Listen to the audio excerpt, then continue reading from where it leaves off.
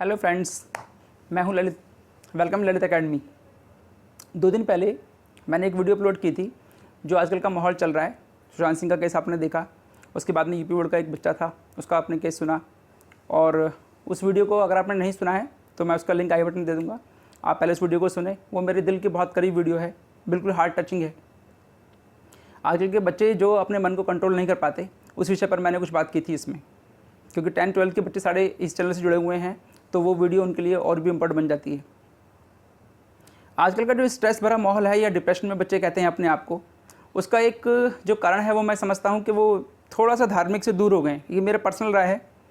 इस संबंध में मैं कुछ कहना चाहूँगा कि कहानी के माध्यम से मैं अपनी बात रखना चाहता हूँ। कहानी और कथाएँ एक ऐसी होती हैं जिसमें एक शिक्षा छिपी होती है, जो हमारे लंबे टाइम से भारतीय इतिहास का एक हिस्सा रही है।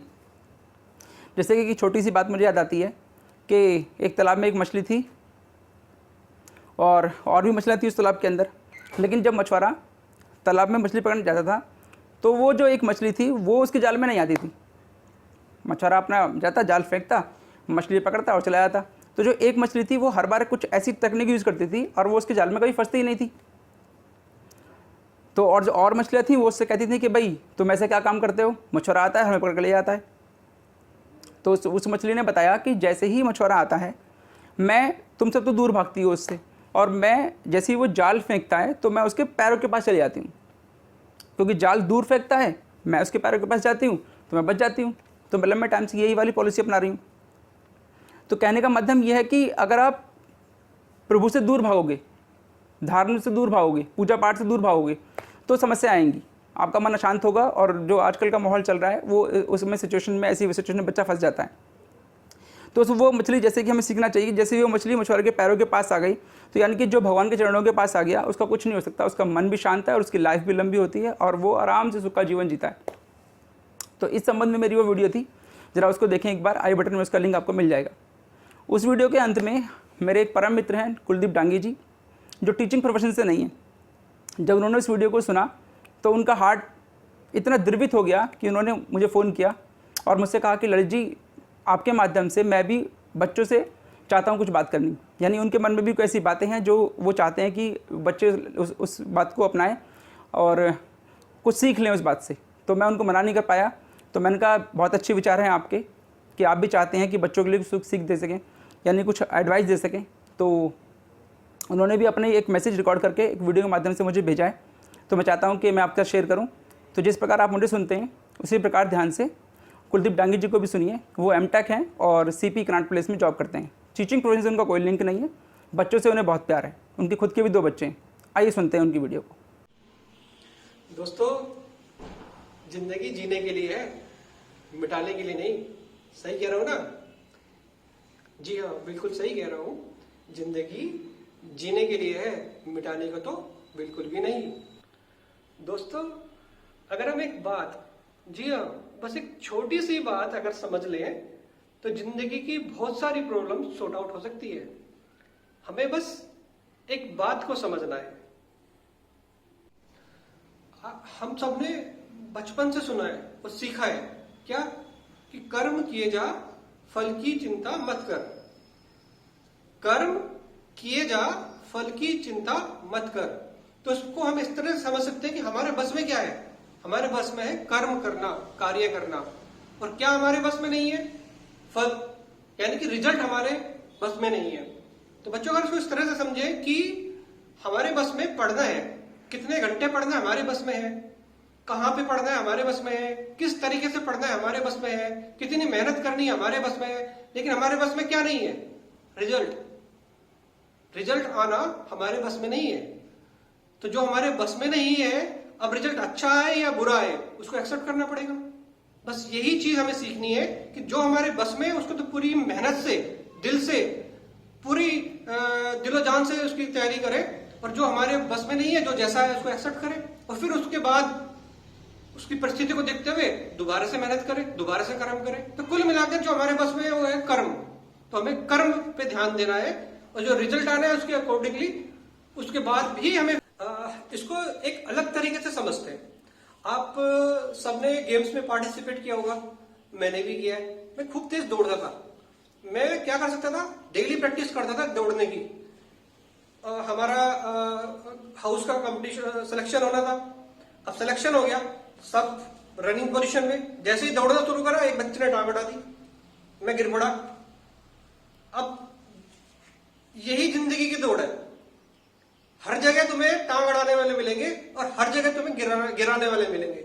बस यहीं से डिसीजन लेना है कि आगे करना क्या है। अब मैं गिर गया तो मैं वहां से मेरा कर्म क्या हो सकता था? या तो मैं एग्जिट कर जाता, या फिर दूसरा कर्म क्या हो सकता था कि मैं दौड़ लगाता दोबारा से। मैंने उठा, दौड़ा, जीता नहीं, हार गया। लेकिन ग्रुप का सिलेक्शन था, 5-5 बच्चे सेलेक्ट होने थे, उन 5 में जरूर आ गया। मैं सेलेक्ट हो गया, हारा, लेकिन अब थोड़ा सा तुम्हें समझ में आया होगा कि मैं कहना क्या चाह रहा हूं। चलो इसी एग्जांपल को आगे बढ़ाते हैं। अब सिलेक्शन हो गया ग्रुप का। अब हमें 5-5 बच्चों को दौड़ना था, जो जो अलग अलग सिलेक्शन में दौड़ना था। अब मुझे समझ में आया कि ये बच्चा जो है टांग अड़ाता है, इससे बचना है। या फिर ये कर्म करना है कि ये टांग मैं जब ये आगे भाग जाएगा उसके बाद मैं भागना शुरू करूं। मैं इतना तेज दौड़ूं कि जब ये आगे भाग जाएगा, टांग लगाने लायक ना रहे, उसके बाद मैं भागना शुरू करूं। कुछ ना कुछ तो मैं करूंगा। और हुआ भी यही। जब हमारा सिलेक्शन हुआ, फाइनल दौड़ हुई, मेरा नंबर उसके बिल्कुल बराबर में ही आया। मैंने सर से बोला मेरे को इधर नहीं उधर कर दो। सर ने उधर कर दिया। वो टांग ही नहीं अड़ा सकता, टांग नहीं अड़ाई, नंबर 1 हम आए, जीते हम। तो जिंदगी में गिरना बहुत जरूरी है। और जरूरी उससे ज्यादा यह है कि गिरने के बाद उठ के चलना। सबसे ज्यादा जरूरी यह है गिर के उठ के दोबारा चलना। और दोस्तों एक बात का ध्यान रखना, इस जिंदगी की दौड़ में ये जो गिराने वाले हैं ना, ये आपके फैमिली में, आपके अड़ोस पड़ोस में, आपके स्कूल में, आपके यार दोस्त, आपके कैरियर में, आप जिंदगी के किसी भी मुकाम में पहुंच जाना, ये गिराने वाले जरूर मिलेंगे। हमें करना क्या है? इन गिराने वालों को हैंडल करते हुए अपनी जिंदगी आगे बढ़ाना है, ना कि इन गिराने वालों की वजह से अपनी जिंदगी मिटा लेनी है। सही कह रहा हूं ना? अब बच्चों आपको एक चीज और समझना चाहिए। जो ये अभी दौड़ में आपने समझा ना, ये तो वो है कि जिसने टांग अड़ाई, इसके बारे में तो हमें पता लग गया कि ये टांग अड़ा रहा है, उसके बारे में हम समझ भी गए और आगे जीत भी गए। लेकिन जिंदगी इतनी आसान नहीं है। ऐसा भी हो सकता है कि आपने भागना शुरू किया हो और आपकी टांग मुड़ जाए। हो सकता है ना? ऐसा भी हो सकता है कि आपने एग्जाम में पूरी अच्छे से प्रिपरेशन की हो और कुछ बीमार पड़ जाओ। ऐसे भी कुछ परिस्थितियां हो सकती हैं कि जो आपकी एक्सपेक्टेशन के अकॉर्डिंग नहीं होती है। तो इसको समझने के लिए, इस तरह की सिचुएशन को समझने के लिए जहां पे अनएक्सपेक्टेड बाय नेचर आपके साथ करती है, उसको कैसे हैंडल करें, उसके लिए एक बहुत ही बढ़िया स्टोरी है। आप अपने गूगल पे सर्च करना, कैरोली टेकास, KAROLYTAKACS। ये शूटर है, इसकी लाइफ के बारे में पढ़ना और फिर आपको समझ में आएगा कि दूसरी परिस्थितियों को कैसे हैंडल करना है। छोटी सी ब्रीफ में आपको बताता हूं। एक शूटर था और इतना अच्छा शूटर था जो अपने कंट्री के लिए ओलंपिक में पार्टिसिपेट करने वाला था।